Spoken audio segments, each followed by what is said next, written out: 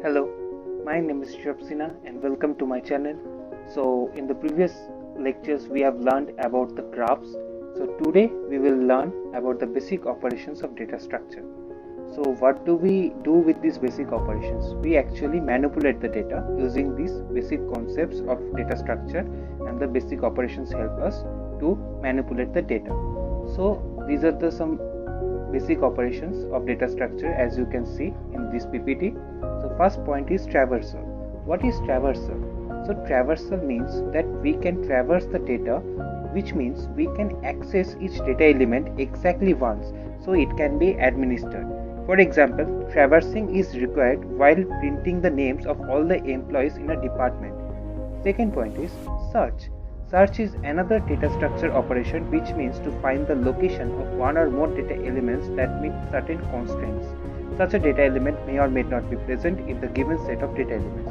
For example, we can use the search operation to find the names of all the employees who have the experience of more than 5 years. The third point is insertion. Insertion means that adding new data elements to the collection. For example, we can use the insertion operation to add the details of a new employee to the company has recently hired. The fifth point is sorting. Sorting means that we can arrange the data elements in either ascending or descending order, depending on the type of application. For example, we can use the sorting operation to arrange the names of employees in a department in alphabetical order, or estimate the top 3 performance of the month by arranging the performance of the employees in descending order and extracting the details of the top 3. The sixth point is merge. Merge means to combine data elements of sorted lists in order to form a single list of sorted data elements, as we can see in the PPT. The seventh point is create. What is create? Create is also an operation of data structure. It is a basic operation which is used to reserve memory for the data elements of the program. We can perform this operation using a declaration statement. The creation of data structure can take place either during the following: compile time or runtime. For example, the malloc function is used in C language to create data structure. The eighth point is selection. Selection means selecting a particular data from the available data. We can select any particular data by specifying conditions inside the loop. The ninth point is update. The update operation allows us to update or modify the data in the data structure. We can also update any particular data by specifying some conditions inside the loop, like the selection operation. The 10th and final point is splitting. The splitting operation allows us to divide data into various subparts, decreasing the overall process completion time.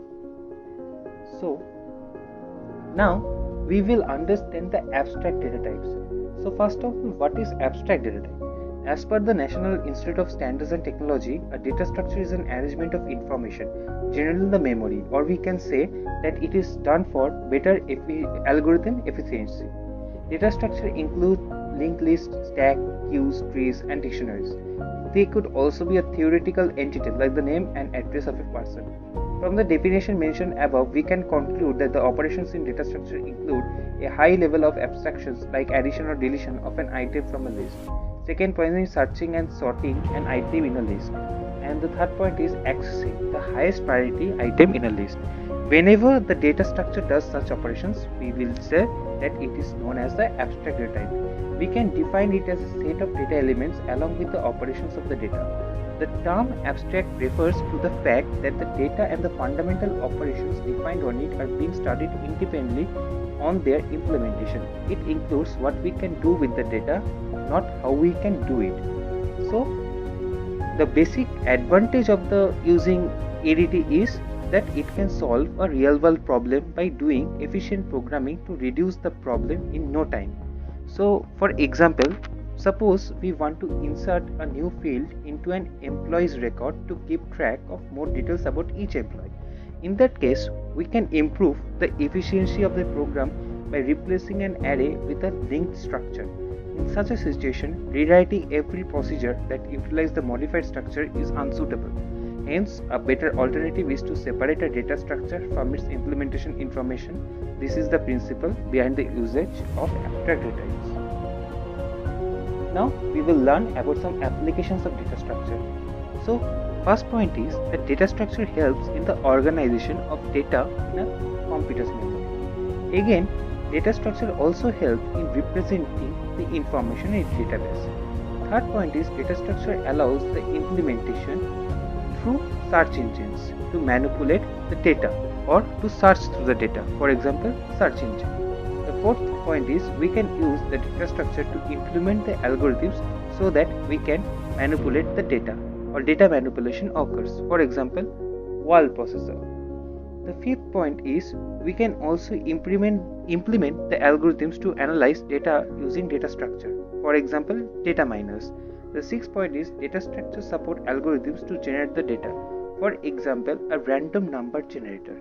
The seventh point is data structure also support algorithm to compress and decompress the data, for example a zip utility.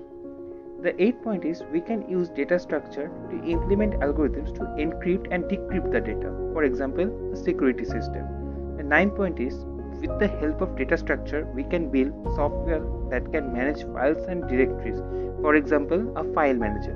We can also develop software that can render graphics using data structure, for example a web browser or a 3D rendering machine. So we can say that apart from those as mentioned earlier, there are many other applications of data structure that can help us build any desired software.